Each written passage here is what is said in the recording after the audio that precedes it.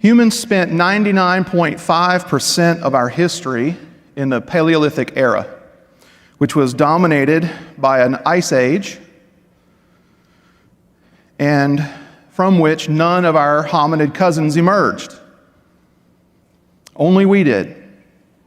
We shared most of this period with woolly mammoths, giant elk, an assortment of giant bears, including the largest carnivorous land mammal to ever live so far as we know, saber-toothed tigers, an entire set of giant beasts that also did not survive the Ice Age.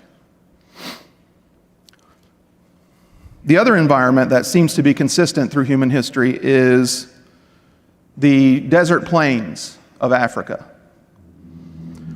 Both of those two environments are very harsh. Both of those two environments, one must be very careful to use resources properly. Human life was pretty simple. Find food and don't die. Not necessarily in that order. Don't get killed by animals, by infection, by accident, by other tribes. So we adapted to these harsh environments remarkably well, and it is safe to bet the reason we emerged victorious where so many others failed, so many large mammals, so many other hominids, was because of this adaptive cognitive system that we developed that allowed us to make better decisions.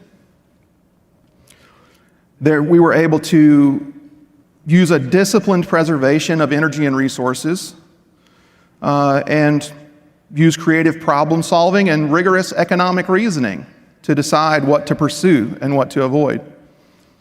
Now, there were a lot of side effects of this, that when resource demands grew, as the tribe grew, the tribe would split. And tribes seem to have limited at around 150 members. We wound up we entered the Neolithic period where we invented agriculture. We began collecting ourselves together in cities and specializing. We began emerging civilizations. Our proficiency with language, our ability to describe the world grew. Our ability to preserve that knowledge for future generations also grew. And eventually, in the sharing of all this knowledge, we entered the Bronze Age and then the Iron Age. We discovered advanced mathematics, the scientific method, and the Industrial Revolution was not far behind. But in cosmic terms, those were an eye blink ago. Extremely recent. So the thing to realize is that most of our cognitive and physiological systems are actually optimized for the Paleolithic conditions of harsh conditions, where our primary drives on a daily basis were to get food and not die. They actually do not serve us that well in a scenario where our two primary needs are not to get food and don't die. Those are much more givens of the system now. Yet we still rely on these cognitive optimizations. Once death was no longer around every corner at any moment, we were able to turn our now underutilized exceptional cognitive system to the question of, what does it all mean? But what do we mean? What does it mean? What is it? And what is meaning? What's a word? Words actually float on the surface of reality. Words are not reality. They are not the thing they represent. They actually have no inherent meaning. They are not the thing they describe. They have only the meaning we ascribe to them, and none at all if we don't agree. Meaning itself is a slippery term. If you investigate it deeply, you wind up in this recursive algorithm where you hope to find at the bottom some escape condition which allows us to represent our internal representational symbol of something larger and outside of ourselves to others in a way that they interpret that triggers their own internal iconography. We can share our mental models of things as ephemeral as an idea, things as solid as a rock, things as large as the universe, or even a multiverse. We cannot hold even a tiny fraction of the totality of any of these things in our mind. We cannot know, and in fact, it cannot be made known to us, the position and interactions of all the atoms in a thing, or the connections of an idea to all the others. So words are themselves a fairly paltry representation of what it is we actually mean, and the representational cognitive symbol is itself also a fairly paltry representation of something outside ourselves that we intend to convey. So we operate with finite knowledge amidst infinite uncertainty. The number of things we cannot know are infinite. The number of things that we can know are necessarily finite. Our understanding of language itself is rudimentary. Our understanding of what the world we're trying to describe with language is also rudimentary. So in order to navigate reality without becoming paralyzed by all the things that we do not know, we take a pragmatic approach. We form stereotypes that represent categories, and we pattern match against these categories. This is the fundamental way in which we think and in which we communicate. This worked pretty well for our Paleolithic ancestors.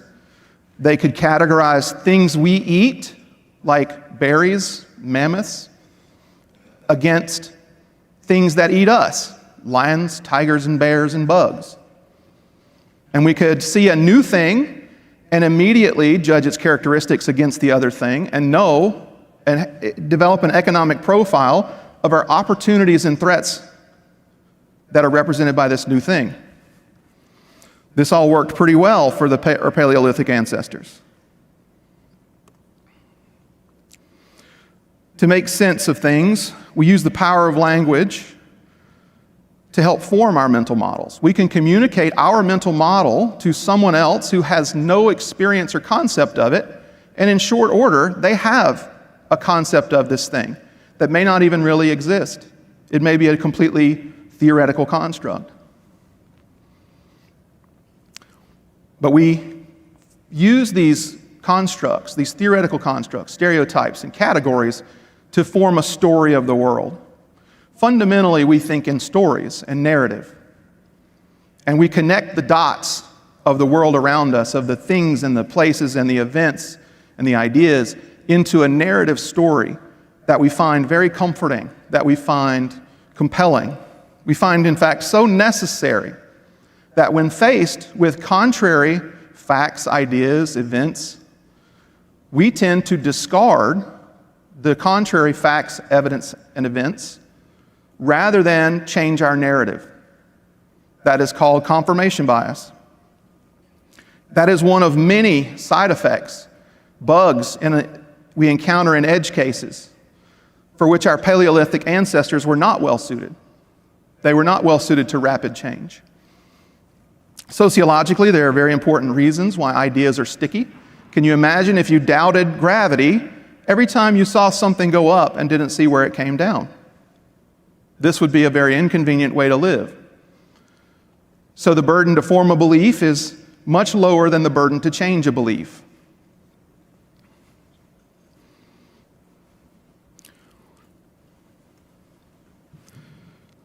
So since meaning is not innate in the word, and differential interpretation inject uncertainty into all communications, we are lulled into a false sense of complacency that our mental models are better representations of reality than they can possibly be, and that our meaning we impart with our language is shared and understood similarly by all those who take part in the exchange of ideas. These are not safe assumptions. Often, when you say donkey, someone else is hearing zebra. And the problem is actually even worse than that. Our physiology is hormonally and neurologically tuned to abandon consideration in favor of reaction at a moment's notice. Conscious thinking to refine and evolve our internal representations of the world are expensive and time-consuming, whereas our hunches and our gut instincts are much quicker and cheaper. They are also usually accurate enough, at least they were for our Paleolithic ancestors, to get food and not die.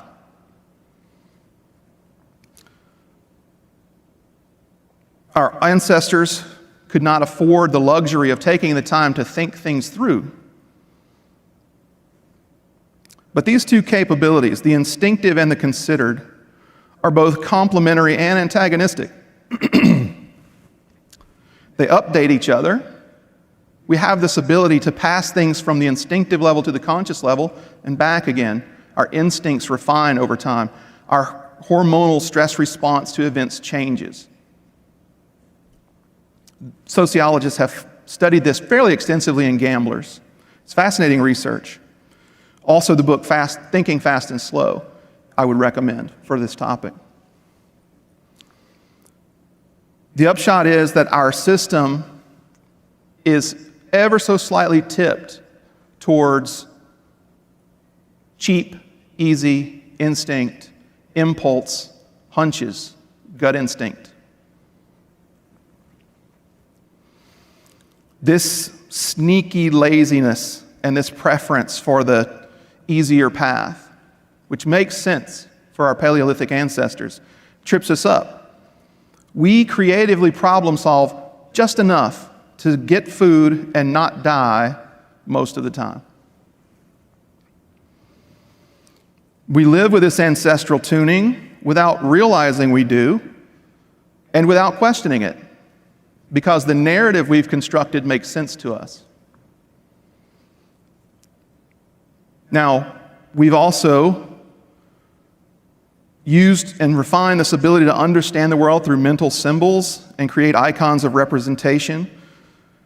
We developed a new linguistic symbolism, numbers. Our minds seem to work very quickly at the level of orders of magnitude. We can see the difference between 10 and 100 and 1,000 very easily. But knowing the difference at a glance between 25 and 32 is much more computationally expensive. And so we developed methodologies for dealing with this computational expense. We call that mathematics. In doing so, we discovered some very interesting things. We discovered in the last eye blink of history that numbers can show us a way through this mental morass of prehistoric tuning. Even though we aren't consciously aware of it, all those hunches and instincts and intuition are all already based on it. We are making economic calculations at an instinctive level that are very effective at getting food and not dying most of the time. The whole of the animal kingdom, and arguably most of the plants, do it as well at an unconscious level. There's a biologically programmed set of economic calculations. Our uniqueness is not in having an understanding and utilization of economics, but in our ability to adapt and refine it. But in our ability to make conscious decisions about how we wish to go forward.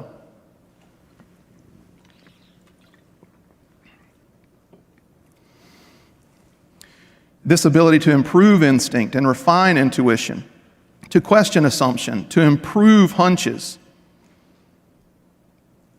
This is what we ought to be embracing. But who has the time?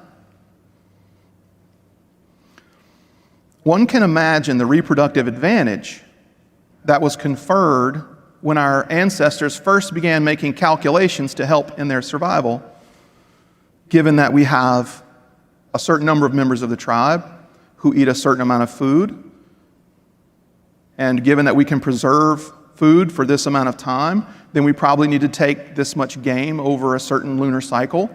We need this many hunters to take down a mammoth, so we can send this many hunters and not risk the rest. And in doing so, we optimize for safety and risk avoidance. So as this trait began to be amplified across generations, we began to have more and more facility with mathematics and numbers and calculation. And over time, we realized that everything underneath the covers is really just a calculation. From counting berries and dividing them among tribespeople, we've progressed through realizing all knowledge disciplines are essentially mathematics. Music is actually a mathematical interpretation. Our brains are pleased by the mathematical relationships of frequencies and amplitude to each other in vibrations in the air. That's a strange thing, isn't it? In my opinion, that's an artifact of how tuned towards mathematics we really are.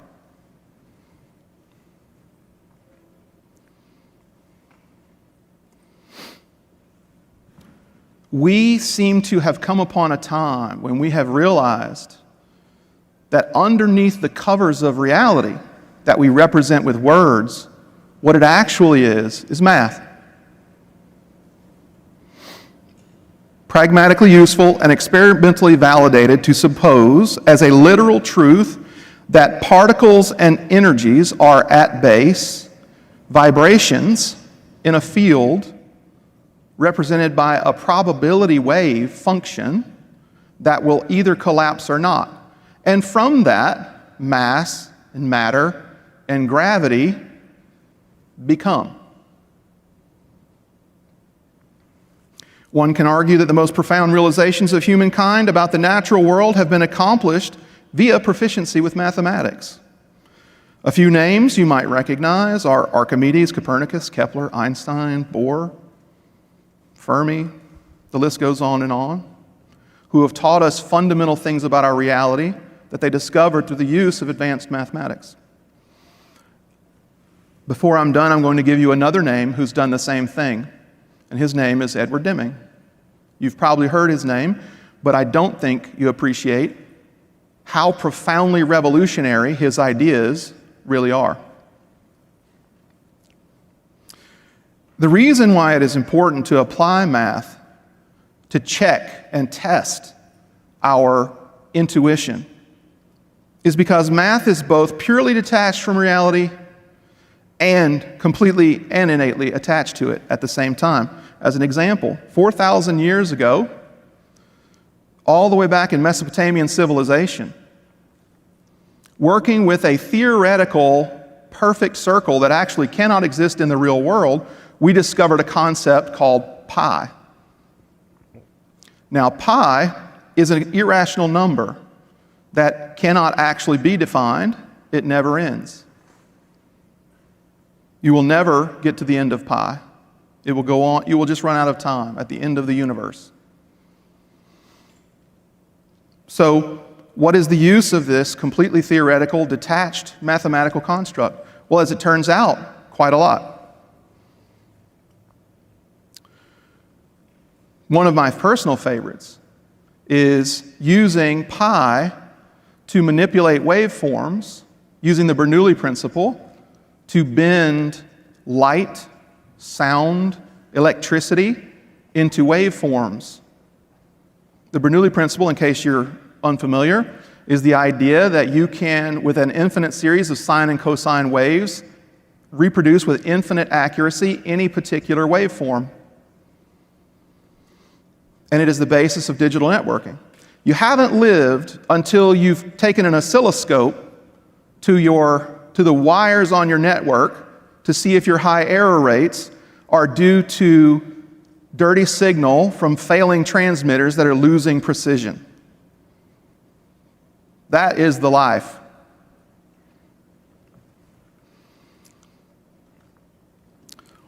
So those probability waves that either collapse or don't, in those vibrating fields, those are probably just math at the base of it. They're also described using pi and other imaginary, irrational, impossible constructs.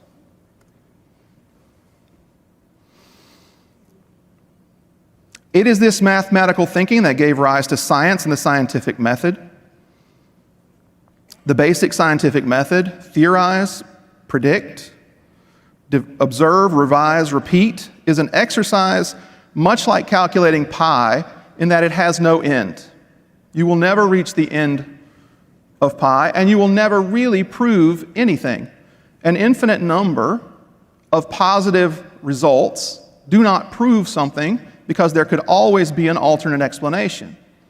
But one negative result does disprove the theory, at least in its current form. And it is this ability to disprove things that is critically important to our development as a species, as societies, so that we do not chase wrong ideas down blind alleys and wind up wasting all our resources on things that are not going to help us. Now, these cognitive biases, there are, I think the last count I did was there are about 315 different cognitive biases that throw off our ability to make rational decisions.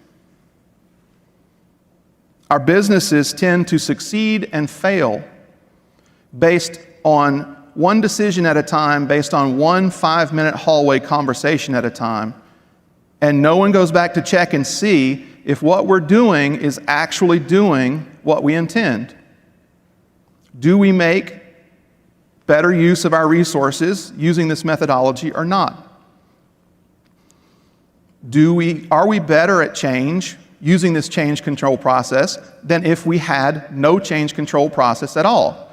And the answer is actually, there is an inverse correlation between heavy change control process and the ability to manage change.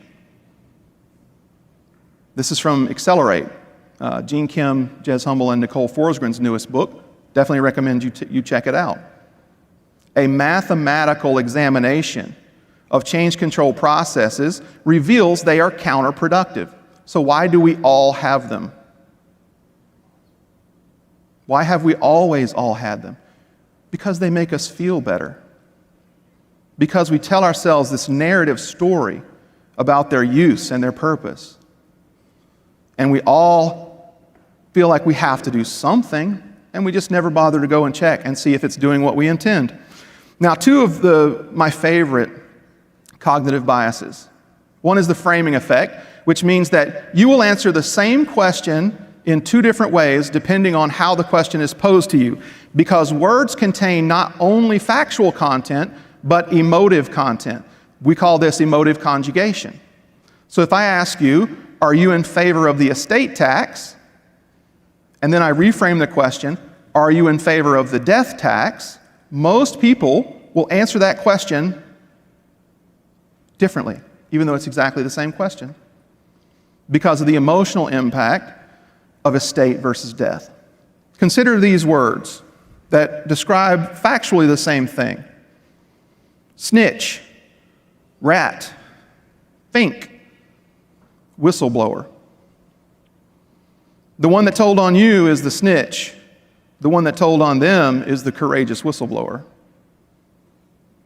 Pushy, bossy, overpowering, assertive. When you agree with someone, they tend to be assertive. When you disagree, they tend to be pushy. Notion, conjecture, idea, theory. Yours is an idea, theirs is a notion. Notion is a very dismissive word. You'll hear politicians use it a lot.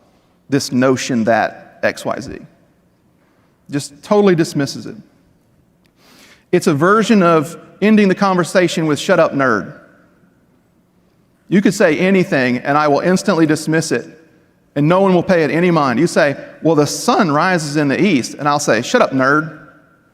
No one's paying attention to you anymore.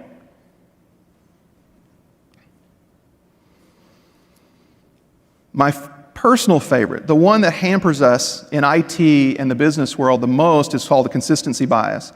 In the consistency bias, what we actually do is we prefer to believe that today is the same as yesterday and tomorrow is the same as today. Because if it isn't, we have to constantly reframe our internal narrative.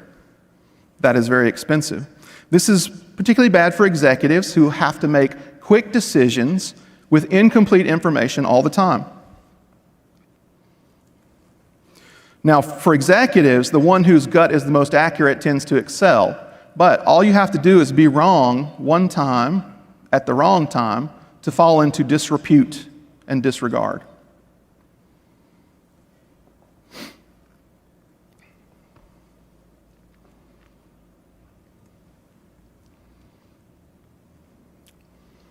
So where then does the solution lie? We must make use of this new linguistic symbolism of mathematics to check our work, to measure and check outcomes. Now there's a whole methodology around this that we are starting to embrace. It's called lean. And lean is based on these two concepts, these two kinds of distributions. Almost everything in nature falls into one of these two distributions. Either it's normally distributed where things are constrained around a mean, or they are distributed according to the power law, things like the mass of stars and the size of cities, number of Twitter followers. Almost all natural phenomena fall into one of these two. That has a lot of implications. For instance, the 80-20 rule. 20% of inputs produce 80% of outputs, which is a near universal truth like gravity. And this is where lean started, in trying to understand sources of variation. Why does it work out well one time and poorly another? What is the source of the variability? We want to get to that. We want to do more with less. Using those two distributions, let us understand variation and efficiency. In fact, you cannot understand variation and efficiency without understanding those two forms of distribution. Now, Deming, as a statistician and an economist, was not a people person. And if you've ever seen interviews with him, he was not a touchy-feely, gentle, empathetic type of person. In fact, he was quite harsh with his critics. But using these statistical tools and investigating sources of variation, he found something extremely interesting. The biggest waste is the waste of human potential.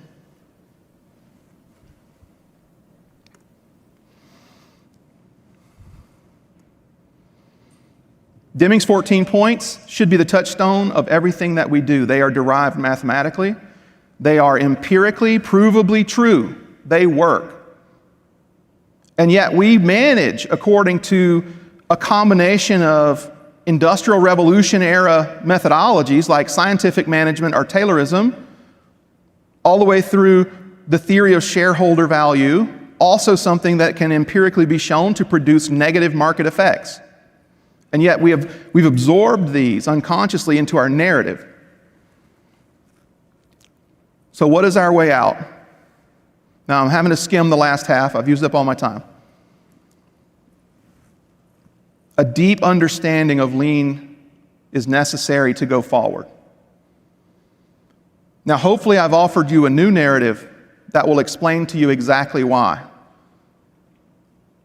Why what worked to get us here will not work to get us there. Adapt or die is more immediate for our businesses than ever before.